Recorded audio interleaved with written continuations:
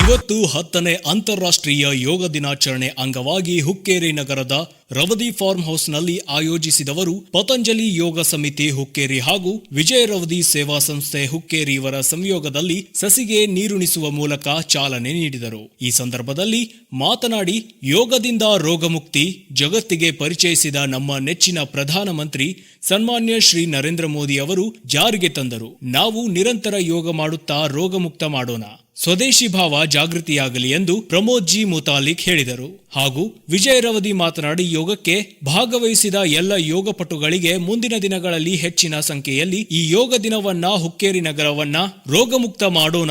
ಯೋಗ ತಿಳಿಸಿದ ಎಲ್ಲ ಗುರುಗಳಿಗೆ ಯೋಗ ದಿನದ ಶುಭಾಶಯಗಳನ್ನ ಹೇಳಿದರು. ಈ ಸಂದರ್ಭದಲ್ಲಿ ಕುಮಾರ್ ಬಡಿಗೇರ್ ಶಿಕ್ಷಕರು, ಪ್ರಮೋದ್ ಜಿ ಮುತಾಲಿಕ್, ವಿಜಯ ರವದಿ, ಸುನಿಲ್ ಬೊಂಗಾಳೆ, ಮಹಾದೇವ್ ದಡ್ಡಿಮನಿ, ರಾಜು ಗಸ್ತಿ ಹಾಗೂ ಮಹಿಳೆಯರು, ಮಕ್ಕಳು, ಯೋಗಪಟುಗಳು ಉಪಸ್ಥಿತರಿದ್ದರು. ಸತ್ಯದ ಧ್ವನಿ ಪ್ರತಿಕ್ಷಣವೂ ನಿಮ್ಮೊಂದಿಗೆ. Bureau report Rahul Ankale, CL9 Kannada news, Hukkeri. ಯೋಗದಿಂದ ಮಾನಸಿಕ ನೆಮ್ಮದಿ, ಯೋಗದಿಂದ ಸ್ವದೇಶಿ ಭಾವ ಜಾಗೃತಿ ಆಗುತ್ತೆ.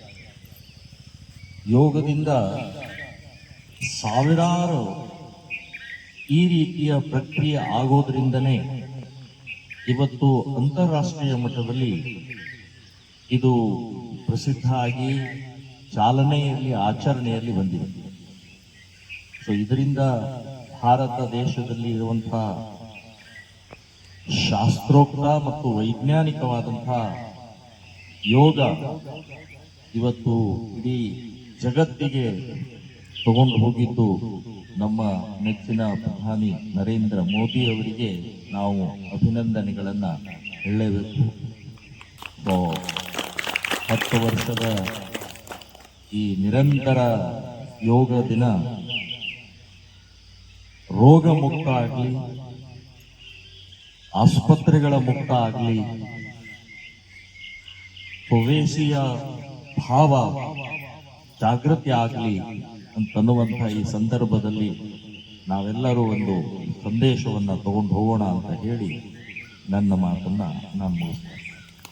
ನಾವೆಲ್ಲ ಮಾತಾಡಿದ್ದೀವಿ.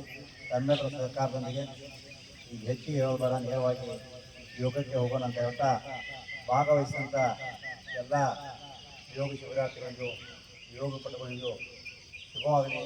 ಮುಂದಿನ ದಿನಗಳಲ್ಲಿ ಇನ್ನೂ ಎಲ್ರಿಗೂ ತಿಳಿಸಿ ಹೆಚ್ಚಿನ ಸಂಖ್ಯೆಯಲ್ಲಿ ಇಲ್ಲಿ ಯೋಗ ಶಿಬಿರ ಪ್ರತಿನಿತ್ಯ ನಡೀತಾ ಇದೆ. ಎಲ್ಲರೂ ಪಾಲ್ಗೊಳ್ಳುವಂತೆ ಮಾಡೋಣ.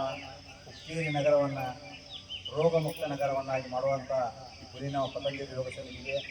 ಅದಕ್ಕೂ ಈ ಪ್ರತಿದಿನ ಎಲ್ಲಕ್ಕಿಂತ ಮುಖ್ಯವಾಗಿ ಈ ಯೋಗ ಕಲಿಸ್ತಕ್ಕಂಥ ಎಲ್ಲ ಗುರುಗಳಿಗೆ, ಕೋಳಿಕರ್ಸ್ ಇರ್ಬೋದು, ಬಡಿಗೇರ್ ಇರ್ಬೋದು, ಬೊಂಗಾಳೆ ಇರ್ಬೋದು, ಗಸ್ತಿಯರು ಇರ್ಬೋದು, ಇನ್ನೂ ಅನೇಕ ಗುರುಗಳ ಒಂದು ಮಾರ್ಗದರ್ಶನದಲ್ಲಿ ಈ ಯೋಗ ನಡೀತದೆ. ಅವರಿಗೂ ಧನ್ಯವಾದಗಳನ್ನು ಹೇಳ್ತಾ, ಆಗಮಿಸ್ತಿರುವಂಥ ಎಲ್ಲ ಯೋಗಪಟುಗಳಿಗೆ ಇದರ ಮುಖಾಂತರ ಧನ್ಯವಾದಗಳನ್ನು ಹೇಳ್ತಾ ಕಾರ್ಯಕ್ರಮಕ್ಕೆ ಹೋಗೋಣ. ಜೈ ಹಿಂದ್.